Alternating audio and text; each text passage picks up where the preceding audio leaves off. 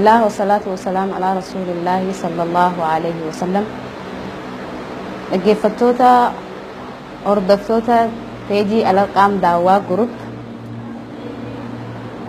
Obboleeyyan kiyya kan Islaamaa, assalaamu alaykum wa rahmatullahi ta'ala wa barakatuhu. Eega salaamtaa Islaamaatiin isin simanne booda qophii teenya tan torbaanirraa yeroo takkaa qophii shamarranii obboleetii teenya walaloo isinii qabannee isinii dhiyaannee jirra. Tan walaloo tana nuuf dhiyeessitulleen obboleetii teenya biiftuu falyatafaddal mashkuuraa wa mahajuuraa. Obboleetii teenya tana walaloo isii waan isin jettuu walumaan dhaggeeffannee walaloon isiitun haalaan gorsa qabdii. Anaaf isinillee warra gorsaan isin dubbatti kanarraa fayyadamu rabbiin nu haa taasisu isiniin jecha. Walaloon isii waa'ee addunyaa fi akhiraa keessaa dubbatti gurra qalbii qaawuun warra dhaggeeffatu rabbiin nu haa taasisu isiniin jecha. Inshallah obboleettiin tamu walaloo tana nuuf dhiyeessitu biiftuu falyatafaddal mashkuura wa mahajuura. Bismillahir rahmanir rahim. Alhamdulillahi rabbil alamin. Wassalatu wassalamu ala rasulillahi sallallahu alaihi wasallam. Assalamu alaikum wa rahmatullahi wa barakatuh.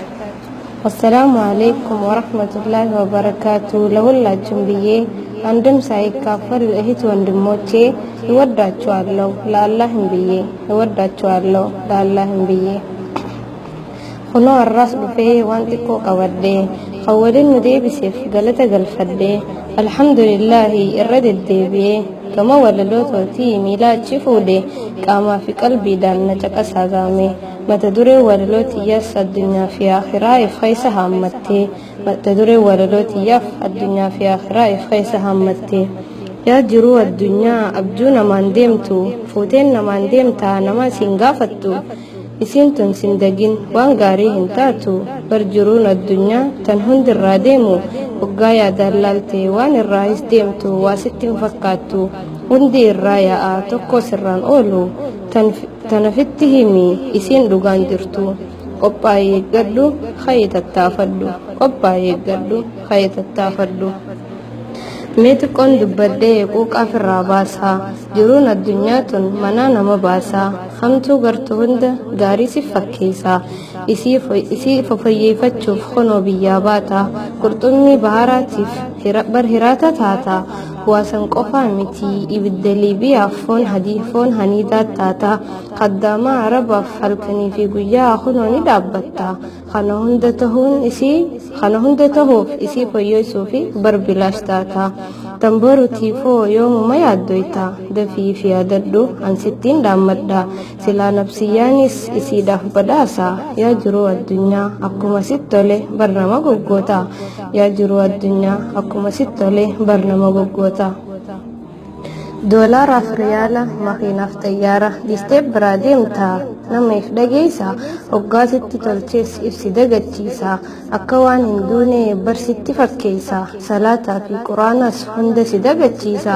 sittiin fakkaatini barduudhaaf teessa guyyaa wal qixxaatu hundi ilma namaa kan itti awwaalamtus hafana tokkichaa waan asirraa qabdu hunda dhiistee deemta bar torbaan akkasii irraanfatamuuf jirta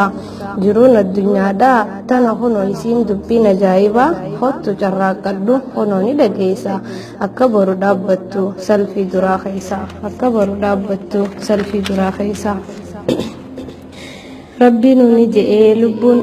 lubbuun namaa hundi du'anii dandamtiin kalaama khaaliqaa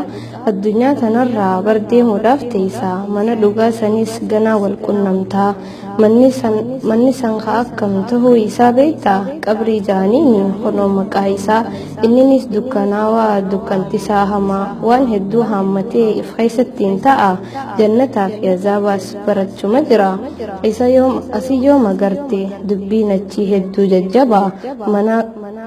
mana akkaan xiqqaa barsi sodaachisa kan gara gaggaluun hin taane bitaa fi mirgarraa yoo inni siif laaffise ballifattee boraafatta yoo inni siif ballise keessa boraafatta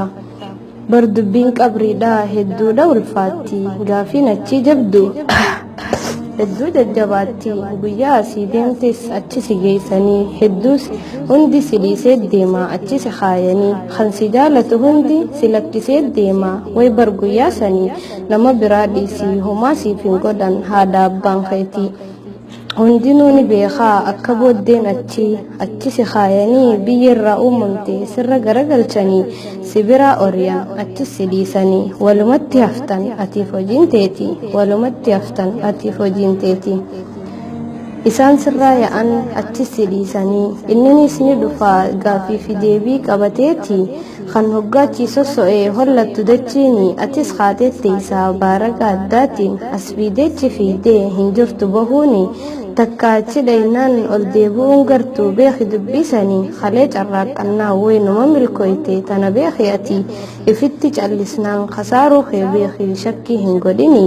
gaafii si gaafatteef deebisaa harkannaan mabruuk siin jaa'inni kunoo inninis gammadaati way deebisaa dhabnaan ulee dadawaani yaa rahmaan nu baasi ulee isaa san jalaahi yaa rahmaan nu baasi ulee isaa san jalaahi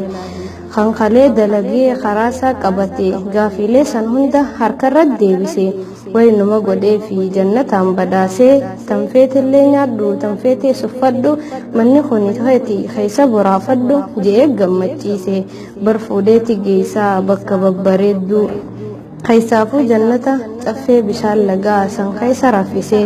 yoom takkaatu arkee addunyaa gubbatti achitti milkeesse ajab dubbiin tolte jannata harkannaan yaa rabbi nuuf kanni jannata ol tahe yaa rabbi nuuf kanni jannata ol tahe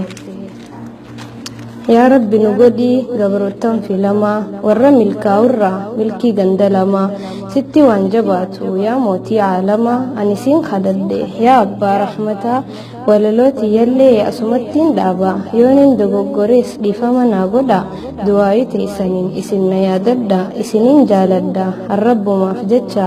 waan na dhaggeeffattaniifis hedduu galatooma isin haa milkeessu inni mootiin ardiibsamaa hanga walgarrutti nagayaan naaf tura wassalaamu alaikum warahmatullaahi wabarakaatuh kunuutan xumura